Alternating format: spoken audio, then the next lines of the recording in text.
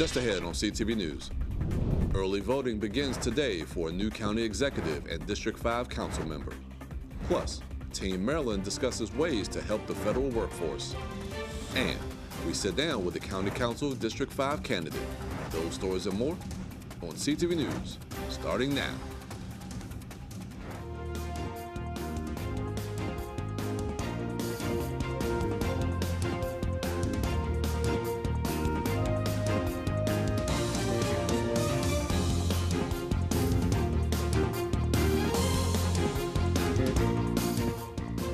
Good evening. This is CTV News for February 26th.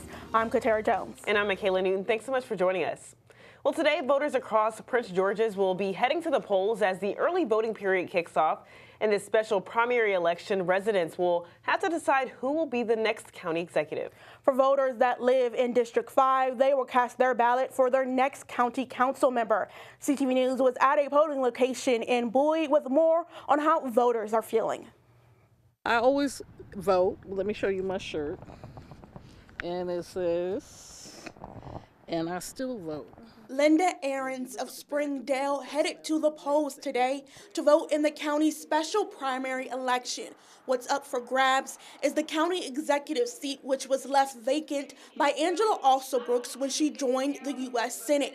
She, along with thousands of voters across the county, will be able to cast their ballot during the early voting period, which begins today and lasts until March 3rd. You need to really look at people's records, look at what they say, and then what they do, and do those things match. The crowded list of candidates vying to be the next leader of Prince George's include 8 Democrats and 3 Republicans. Some of the candidates include current state's attorney Aisha Braveboy, State Senator Alonzo Washington, and current council member Calvin Hawkins. CTV News caught up with Rashawn Baker at the South Bowie Community Center, who's on the ballot and is looking to get his old job back. I'm feeling really good. I am. We did some tracking poll over the last 2 weeks, and we're peaking exactly at the right time, and so our numbers look very strong. Whichever Democrat and Republican wins their party's primary will face off in the general election on June 3rd. Whoever wins the election will have to work with the county council in addressing the county's $170 million deficit and potential budget cuts from the state. Well, you want to make sure that it's somebody who is competent enough to do that. We need somebody with experience and someone who will understand what PG County is facing right now. The county has 9 early voting sites. For location and times to vote, visit the website on your screen. And yesterday, Democratic members of Maryland's congressional delegation met with leaders from several federal employee unions and Democracy Forward to talk about how to support federal employees. The discussion came in response to ongoing challenges to merit-based civil servants who do vital work for the American people. 80% of the federal workforce works outside of the D.C. area. Federal employees make up less than 2% of the American workforce, and their compensation makes up about 4% of the federal budget. The ratio of federal workers to the nation's population has steadily decreased over the past 50 years. 1 out of every 3 federal employees are a veteran of the U.S. Armed Forces. And yet we are led to believe that the federal workforce is the problem. That is simply not true. A staffing shortage across Maryland state agencies is driving record overtime costs, $404 million last year alone. That's a 38% spike in just 4 years, with prisons, law enforcement, and transportation agencies hit hardest. The Department of Public Safety and Correctional Services accounted for half the state's total overtime payouts. Governor Wes Moore wants to add nearly 1,000 workers to relieve pressure, but with a $3 billion deficit, lawmakers warn cuts could be coming. State leaders will lock in budget changes next month as federal cuts loom, forcing even tougher decisions. Meanwhile, while President Trump moves to dismantle diversity, equity, and inclusion programs nationwide, Maryland House Speaker Adrian Jones is fighting back. Jones is sponsoring House Bill 1253 to create the Maryland Department of Social Equity, a central hub for small and minority-owned business programs. She says the current system is too scattered, making it hard for people to access support. By streamlining state government, we are breaking down barriers to ensure that disadvantaged individuals and small businesses can find and access the opportunities they need at the state, federal, and local levels. The bill will centralize all our social equity programs across state government and put them under a single, efficient cabinet-level agency, giving equity a literal seat at the table. Governor Wes Moore backs the bill, calling it critical as federal cuts and layoffs hit Maryland communities. If passed, the department will launch it using existing funds and report to lawmakers by July of 2026. And you're watching CTV News. I'm Michaela Newton. And I'm Katara Jones. Still to come, we will meet our pet of the week. After the break, we meet our new adorable furry friends. Stay tuned. James was diagnosed at 3 months old with neuroblastoma. We went from thinking we had a healthy little boy to all of a sudden we had this super serious cancer. It was heartbreaking. He had chemotherapy until he was just under a year old. And at that point, he was in remission. Went that way for a year and then relapsed February of 2023. And here we are finishing up treatment, hopefully. The research is extremely important. Anything we can do to support research and find more cures is worth it. Knowing that it's contributing something, like one more piece of the puzzle to curing this horrible disease.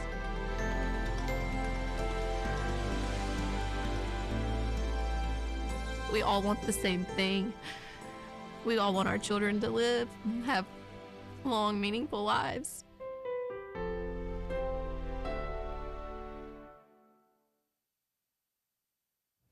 Welcome back. A substitute teacher is now under investigation after being involved in a fight with a 13-year-old student. On your screen is video of a substitute teacher at Samuel P. Massey Academy. The sub is seen going back and forth with the student, seconds later pinning the student down on top of a desk while others are trying to stop the fight. In a statement from the principal of the school, Brandy Smith, said in part, quote, "This behavior is not in line with standards we hold for our staff and students. The staff member involved has been removed from the classroom pending the outcome of the investigation." The Wise High School boys basketball team will have to forfeit the undefeated season due to a residency issue, despite head coach Lewis Wilson saying the county's athletic department vetted his roster at the beginning of the season. Now the school district has penalized the Pumas for a single player not meeting a county residency requirement, causing head coach Lewis Wilson to be suspended pending an appeal. Laura will now take Wise's place in the county's championship game tonight against Largo. The Pumas can still participate in the Maryland State playoffs, but will have to forfeit their #1 seed.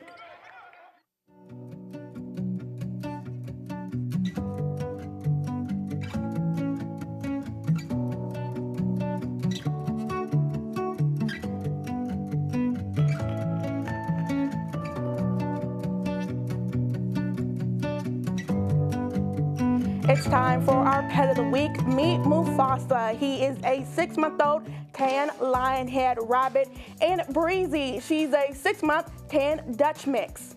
They both have been at the shelter since the 19th. Animal management say that Mufasa and Breezy are very friendly. They seem to be very friendly, so they might actually do very well with kids. They are a big responsibility, just keep that in mind. But they could definitely do well around kids. If you would like to adopt Mufasa, Breezy, or any of their hopping friends, call Animal Management at 301-780-7200. Well, NASA is launching a mission to unlock the sun's secrets. The PUNCH mission, short for Parameter, to unify the corona and Heliosphere will deploy 4 small satellites to capture the first 3D global view of solar wind. Scientists say Punch will close a 60-year knowledge gap, revealing how the sun's outer atmosphere, the corona, transforms into a steady stream of charged particles that impact Earth's space weather. The sun doesn't just emit a steady stream of material. The solar wind is full of turbulence and gusts and eddies and weather effects that are analogous to the weather effects here on Earth. We talk about space weather in the form of giant clouds of material, coronal mass ejections that leave the sun's atmosphere, and they streak across the void at literally 1,000,000 miles an hour or more, taking 1 to 4 days to impact the Earth. When they do, they cause these aurorae and so forth, but they also affect our technology. Punch could improve solar storm forecasting, helping protect satellites, GPS, and power grids from disruption. But to learn more about the mission, visit nasa.gov/punch. And still to come on CTV News, we sit down with County Council District 5 candidate Christopher Wade. Back in a moment. When a child is fighting a critical illness, there's one truth that touches us all. Every child deserves a childhood. A wish is more than one joyful moment. It sparks a ripple of hope that transforms communities far and wide, even yours. When we grant wishes together, we unlock something bigger, an irresistible movement of kindness, strength, and unity. A spark that uplifts us all. The whole spirit of what Make-A-Wish is and does, that isn't just life-changing for one individual or one family. That is world-changing. Become a wish maker today and be part of a journey that truly changes lives. There have always been a few ready to fight and win. Since 1775, these few have been Marines, and they come from across this land to defend the future of our nation. This year, our Corps celebrates 250 years, and Marines are proud to serve this country, each other, and all that is still to come for America.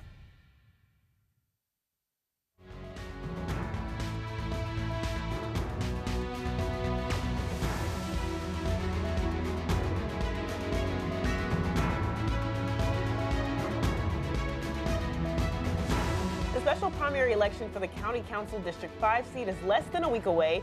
CTV is continuing our coverage to bring you exclusive interviews with each of those candidates. And joining us in the studio today is candidate Christopher Wade. Mr. Wade, thank you so much for joining us today. It's truly my pleasure. Thank you. Now, you have served as a council member for the town of Cheverly. Why do you now want to represent District 5? It's a great question. The same reason why I wanted to serve, why I served as a council member.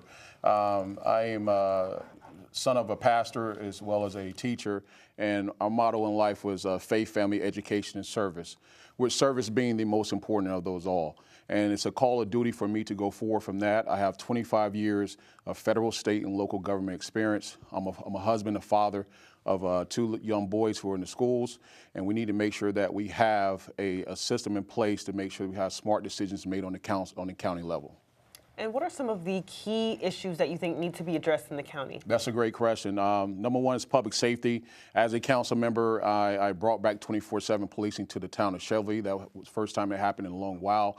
Also, the public safety, dealing with our streets, working with the agency Vision Zero to curb pedestrian accidents and deaths in that aspect. Economic development, right now our budget is 80% property taxes, 20% businesses. We need to reverse that, the same as Montgomery County, Anne Arundel County, Northern Virginia as a whole. So we need to have smart economic development, support businesses to come to the town as a whole from there. We are in a $3 billion deficit on the state level and $170 to $200 million deficit on the county level. Also, our seniors, their property taxes are way too high. We need to make sure that they are the people who are the foundation of Prince George's County to make sure that they are able to age in place, live in place, and also provide services. Our education systems needs to be improved upon as well. I work in the education system now with community schools and also our level of community engagement to make sure we have community engagement with our residents. Now the county is dealing with a deficit. Are you concerned that there might be cuts to the blueprint?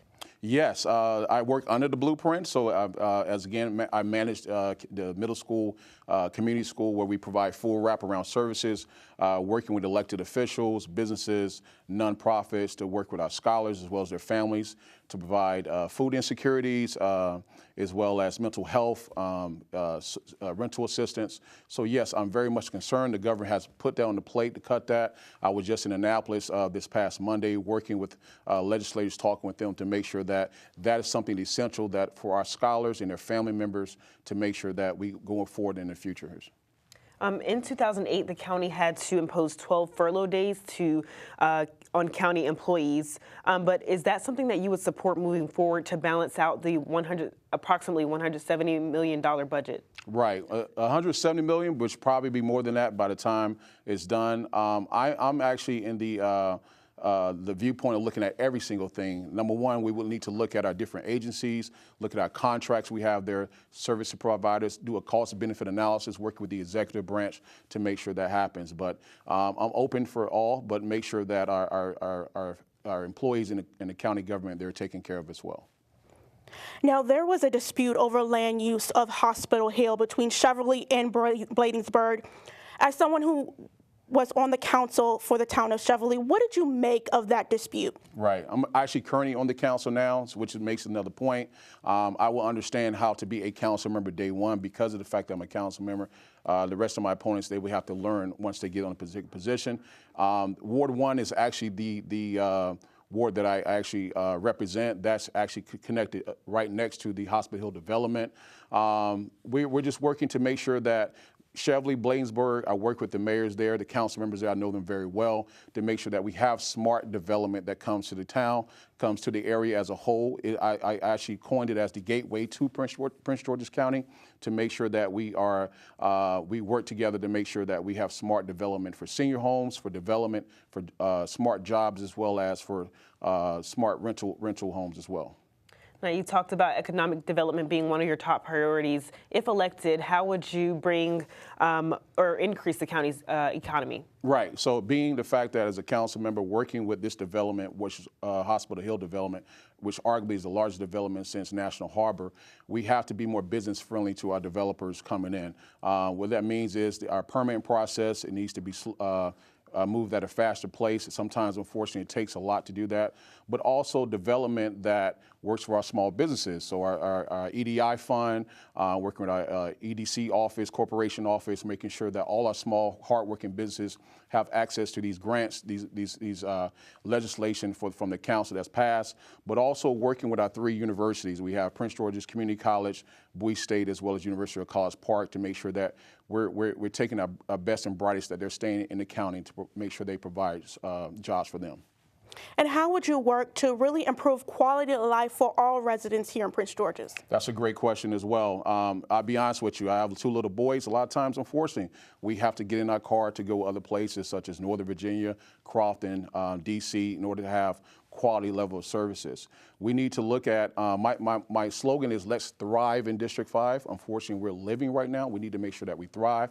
So we need to, quality of life means the fact that affordable housing, smart development, entertainment. We have Woodmore economic development there. We have Landover Mall that could be an extension of that, and let that trace go down into where we have the Commander Stadium at to make sure that we can age in place, eat, work, play situations next to our transportation systems, the Purple Line and things of that nature as well. Now, regarding public safety, if elected, do you have a plan as far as keeping crime down in the county? That's correct. As mentioned before, as a council member, we brought back 24/7 policing. We actually rearranged our budget to bring in more force to be able to make sure that happened. What that needs to be done is the plan is where we need to look at the budget, make sure we have about 500 officers that we're down now. We need to make sure we go on a recruiting hire. go to our universities, even starting high school, start different organizations. I was a member of Police Athletic League, starting the youth to be that gateway into the police force as well, but also just working with our local HOA, civic associations, see what community policing looks like for them, our municipalities as a whole, to make sure that happen. But we need to have a robust public safety. Again, that's community policing, but also dealing with our streets as pedestrian violences, fatalities as well. Now, you mentioned affordable housing. What does affordable housing mean to you specifically? Affordable housing means that based on no matter what your income is, if you're a resident of Prince George's County, you're able to survive in the county. Right now, we have a deficit. We also going to be looking at a lot of federal employees are about to lose their job. Unfortunately, my wife is one of them working for USAID. I understand personally the impact of that, so we need to make sure we work with the state of Maryland as well as local government to make sure that people can actually live in where they are, working with developers to give them incentives, tax incentives to when they build these developments to make sure that part of that is affordable housing for them as well. All right, thanks so much for coming in. Really appreciate it. It's truly my pleasure. Let's thrive in District 5. All right. Well, the special primary election will be held on March 4th. Make sure you tune in tomorrow as we'll introduce you to candidate Shayla Adams Stafford, only on CTV News. Now,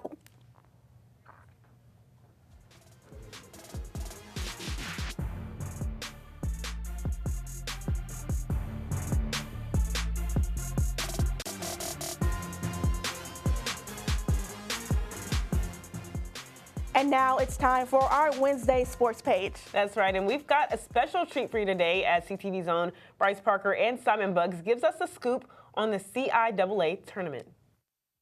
CTV Sports family, we are here at the CIAA tournament with some of the members of the Bowie State Marching Band right here at CFG Bank Arena. Can you tell me, how is it cheering on your home team right now? It feels great. It's an honor. We just want to see our boys and our girls go far. You know, it's a real pleasure. Yeah, we at home, you know, right down the road. So just being back here one more year again, you know, pretty fun. So yeah, hopefully we can make it all the way. And so this is not your first time, you know, being at the CIAA tournament. Can you tell me, you know, what is it like, you know, being at something that is a celebration of not only just your school, but also just black culture, you know, in general? It's an honor. It's a pleasure. It's a blessing, honestly. See so many bands, so many people, so many teams, so many cheerleaders, just so many people just from all over the conference come together, put all beef aside and really just be one and get to cool. Well, I mean, it's really just a great experience overall. Like, you just get to meet so many people outside of the games and, you know, the little band battles and things like that. But also it's just, you know, a fun place to be competitive, but, you know, no actual, like, turmoil. And so, you know, unity aside, you know, Bowie State, you know, you're here to win. Can you tell me, why is Bowie State not only the best team, but why are y'all the best band in the CIAA? We just, something that you'd have to see. It's not something we can just really outright tell y'all, but we just want to let our work speak.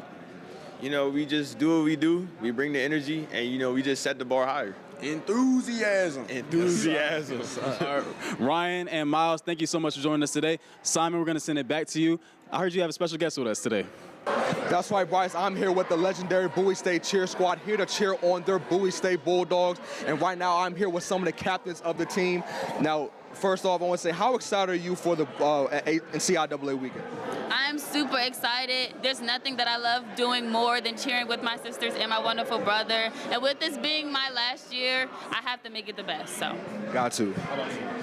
Just super excited to support our team and just cheer them on for the win. I'm super excited to see my Bulldogs play today and the Lady Bulldogs, but I'm super, super excited for Saturday because that's when we get to show our talents. Right, Gigi? Yeah, it's bittersweet for me. This is my last time coming to the CIAA, but I'm so happy to be here with my brothers and sisters. Absolutely, guys. And this is such a big weekend. You know, tell me, what is it that you like the most about the CIAA tournament weekend? I would definitely say the camera time.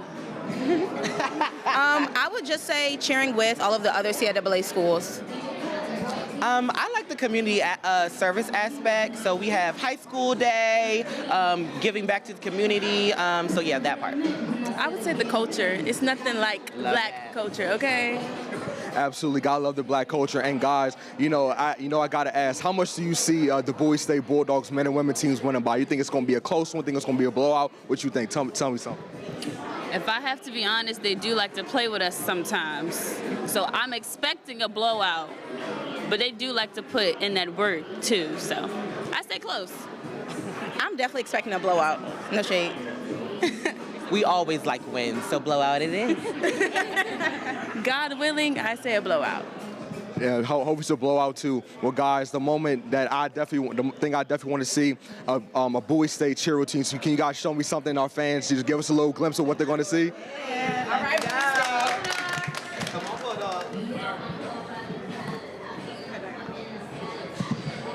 Oh yeah, we're shot to my.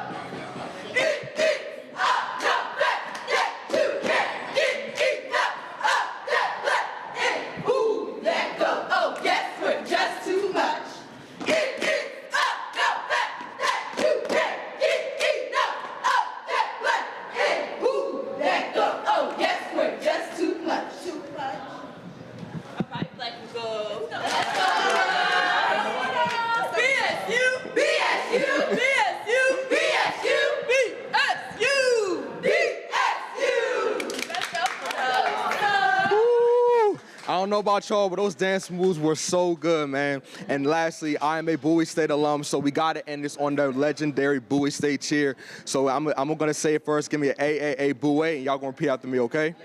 All right. A, Bowie! A, Bowie! A, Bowie!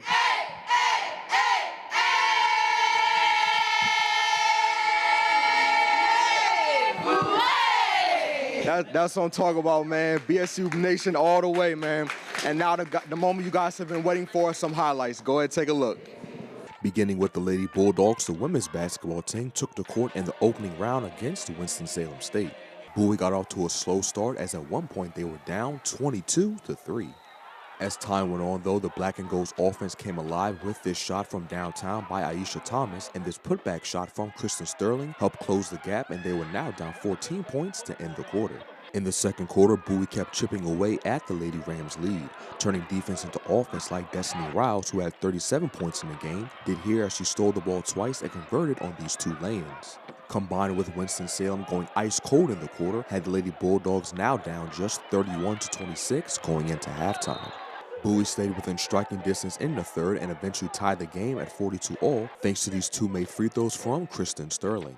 And after two more made free throws from Thomas, her team now had the lead at 44-42 and kept the lead going into the fourth quarter, now up on Winston-Salem 46-44. Bowie's lead grew in the fourth and they kept it all the way to the end, winning the game 64-54 to advance to the next round. You know, coming into the tournament, it's always 0-0.